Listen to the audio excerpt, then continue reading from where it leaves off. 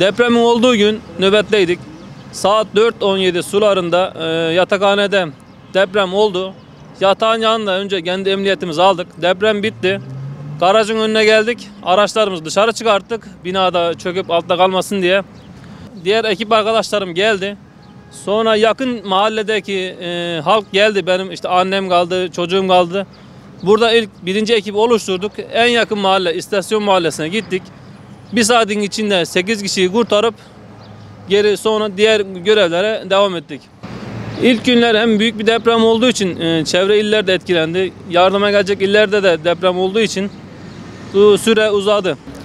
Depremin ilk dakikalarında ilk gün sabah 8'de nöbete gelecektik.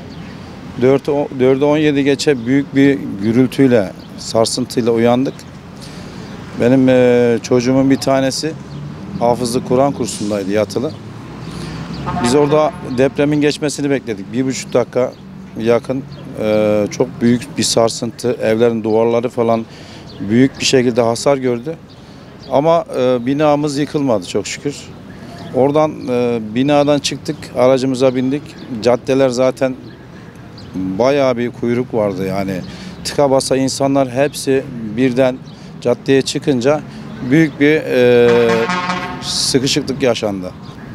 Oğlumun kursuna vardık.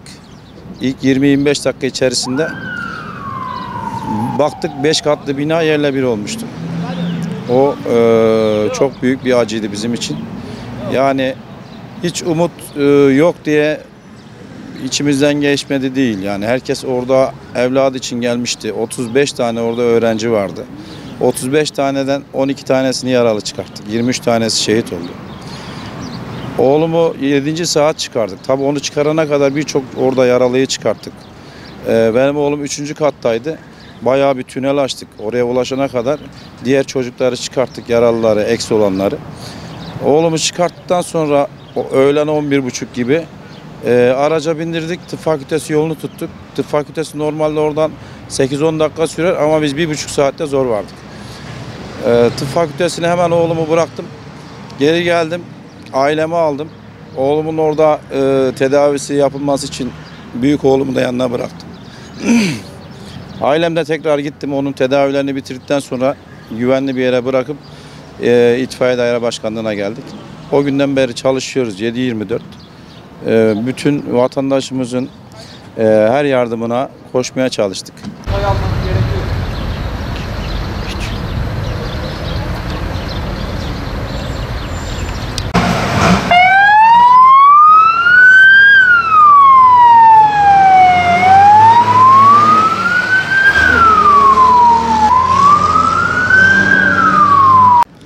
Bize araçta yurdun yıkıldığını, oraya doğru gitmemizi söylediler. Biz oraya doğru giderken yolda vatandaş yönümüzü çevirdi. 3 kişinin enkazdan sarkar şekilde vaziyeti kaldığını söylediler. Biz ilk onlara müdahale ettik. İki kız çocuğu, biri 7 yaşında, biri 9 yaşındaydı. Onlar yukarıda sarkar bir şekilde enkazdan bekliyorlardı, yani 4. kata denk geliyordu. Onlara müdahale ettik. İşte onlara müdahale ederken artık belli bir süre geçtikten sonra kızların boyunları aşağı doğru sarkmaktan ağrıyordu. Bana yaslanmak zorunda kaldılar. Hani onların şeylerini hatırlıyorum. Ondan sonra onları çıkarttık. Üst kattan bir ses geldi, onu çıkarttık. O enkazdan 5 kişiyi çıkarttıktan sonra tekrardan gruba dönüp hızlı bir şekilde başka yerlere müdahale etmeye başladık. Depremin olduğu ilk gün yine burada mesaideydim. Odamda yatarken depreme yakalandım.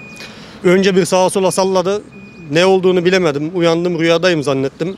Arkasından saniyelik bir durdu. Daha sonra yukarıya aşağı vurmaya başladı. O anda odadaki asma tavan üzerime çöktü. Sakince bekledim. Deprem geçtikten sonra hemen ailemi aradım. Elhamdülillah bina yıkılmamış. Sakince dedim. Üzerinize bir şeyler alın. Koşmadan, sakince merdivenlerden aşağı inin. Bir de 10. kattalar.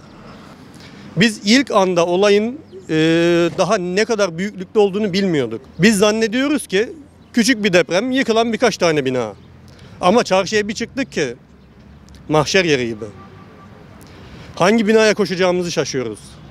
Hangisini çıkartacağımızı şaşıyoruz. Aileler perişan. Herkes bir taraftan bağırıyor. Benim babam enkazın altında çıkart, benim çocuğun enkazın altında çıkart. Yetişebildiğimiz kadar resmen parçaladık, kendimizi parçaladık. Daha sonra bir anladık ki daha ilk saatlerden sonra hemen Kahramanmaraş'ta açıklanan, ilk etapta açıklanan 9.000 civarı bina yıkılmış. İlk duyduğumuz 7 il depremden etkilenmiş. Bu daha sonra 10 ile çıktı. En son Hatay ve çevresiyle Antakya ile birlikte 11 il şu anda depremden etkilenmiş durumda. 11 ile ve Kahramanmaraş'taki 9.000 küsür binaya yetişmek gerçekten insan işi değildi. İlk günkü o çabamız, kendimizi kaybettik. Ya gece saat 2'lere 3'lere kadar ışığın vurduğu her yerde çalışmaya çalıştık. Kendi ekibimle sadece 60'a yakın yaralı çıkarttık. Daha yetişemediğimiz çok insan vardı. Keşke daha hızlı olabilseydik. Gücümüzü zorladık. İmkanlarımızı zorladık. Keşke daha hızlı olabilseydik. Keşke daha fazla cana ulaşabilseydik. Lakin elimizdeki imkanlarla ve personel sayısıyla bu boydaki bir depreme, bu boydaki bir yıkıntıya maalesef ki ulaşmak çok zordu. Herkese yetişemedik. Bunun acısı ve üzüntüsü içindeyiz. Keşke ulaşabilseydik. İlk etapta Kayseri hemen bize yakın olduğu için ve depremden etkilenmediği için desteğe geldi. Arkasından hiç aklımıza bile gelmeyen Tokat Erbaa gibi küçük bir ilçenin ekibi geldi. Arkasından Ankara AFAD derken tüm ülke buraya aktı. Maraş'ımızın bir kötü yanı da şuydu, depremden etkilenen yerlerin ortasında kaldı. Doğumuzdan gelen yardım ekipleri Antep'e ulaştılar. Güneyimizden gelen yardım ekipleri Adana Hatay bölgesine ulaştılar.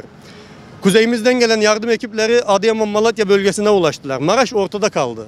Kayseri ile aramızda çok olmadığı için, sıkıntımız olmadığı için ilk gelen ekipler onlardı. Onlardan da Allah razı olsun. Arkasından Ankara itfaiyesi, Sakarya itfaiyesi, Düzce, Ağrı itfaiyesi. Ya sayıp sayamayacağım. Hepsinden Allah razı olsun. Hepsine çok teşekkür ediyoruz. Geldiler, acımızı paylaştılar. Enkazda günlerce, saatlerce bizimle beraber çalıştılar.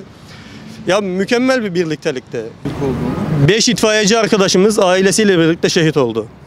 Kendi itfaiyeci arkadaşlarımızın bile ne selaları verildi. Onlar gibi aynı şekilde tüm şehirde.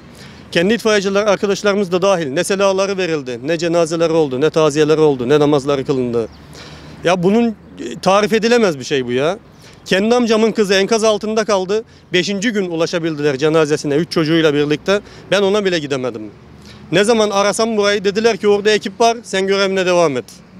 Mecburen o da candır, bu da candır. Biz görevimize devam etmeye çalıştık. Allah bir daha böyle acılar yaşatmasın. Toplamda Kahramanmaraş itfaiyesi olarak 650 küsür civarı yaralıya ulaştık. Enkazdan sağ çıkarttık. Şu anda açıklanan en son verilerde de zaten 11.000'den fazla şehidimiz var. Şehrimizde en son açıklanan rakama göre 12.522 civarı bir şehidimiz var, kaybımız var. Allah bir daha böyle acılar göstermesin.